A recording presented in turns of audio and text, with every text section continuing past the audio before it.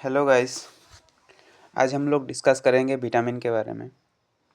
Vitamin क्या है, vitamin के टाइप क्या क्या होते हैं और विटामिन के केमिकल नेम क्या क्या होता है और विटामिन के कमी से कौन कौन सा रोग होता है। इम्पोर्टेंट फैक्ट्स थोड़ा देखेंगे। तो चलो देखते हैं। पहले हम लोग को जानना चाहिए कि विटामिन क्या है। विटामिन एक ऑर्गेनिक कंपाउंड है। विटामिन एक ऑर्गेनिक कंपाउंड है जो हम लोग बाहर से लेते हैं। बॉडी के अंदर बहुत कम ही मिलता है, मतलब सफिशिएंट अमाउंट में बनता है बॉडी बॉडी के अंदर। अम, तो विटामिन किसने इन्वेंट किया? विटामिन इन्वेंट किया हॉफकिन ने, और विटामिन का नाम दिया सी फंक ने। ये नाम जानना ज़रूरी है। विटामिन को इन्वेंट किया है हॉफकिन ने और नेम दिया सी फंक ने।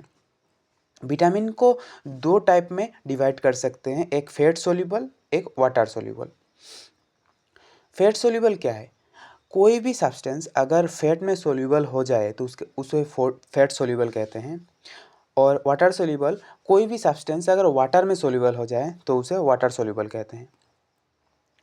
तो हम लोगों का फैट सोल्यूबल विटामिन है विटामिन ए, डी, ई, के।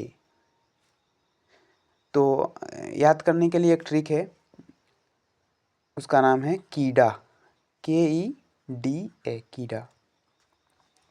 इजीली अंडरस्टूड हो सकता है हम लोगों का। कीडा is an fat soluble vitamin, vitamin KEDA।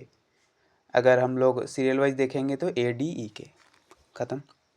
Next है विटामिन जो वाटर सोल्यूबल में पाया जाता है, जो वाटर में सोल्यूबल हो सकता है, जैसे कि विटामिन BC तो बहुत यूज़ करते हो वही है BC, vitamin B and C। अब देखते हैं केमिकल्स नेम।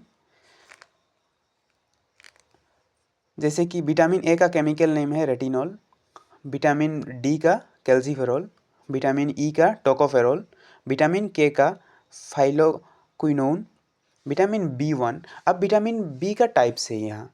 विटामिन का B1, B2, B3, B5, B6, B7, B9 and vitamin B12। Last में विटामिन C। तो हम लोग को इतना नहीं पढ़ना, सिर्फ इम्पोर्टेंट चीज़ देखना है।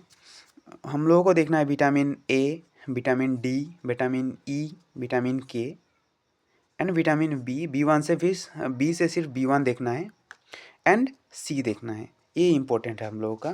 तो vitamin A is an retinol, chemical name retinol, vitamin D calciferol, vitamin E tocopherol, vitamin K phylloquinone, vitamin B1 thiamine, B2 देख सकते हो, vitamin B2 riboflavin, vitamin B3 niacin, vitamin B5 pantothenic acid, vitamin C pyroxine, vitamin B7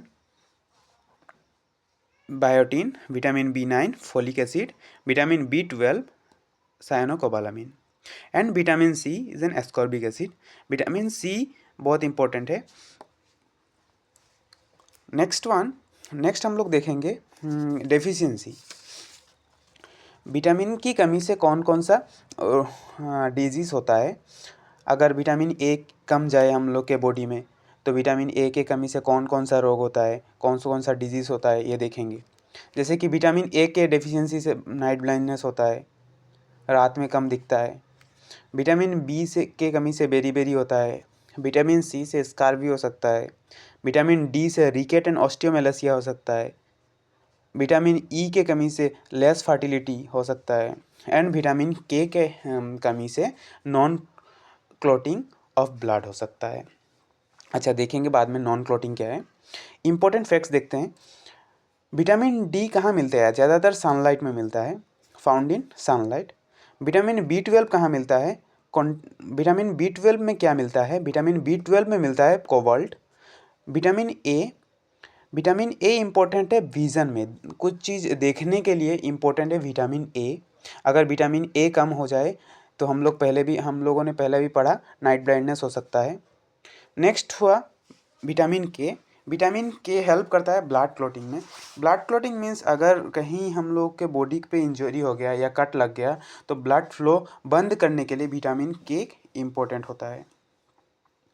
तो आज के लिए हम लोग vitamin A ही ख़त्म करते हैं। Thank you.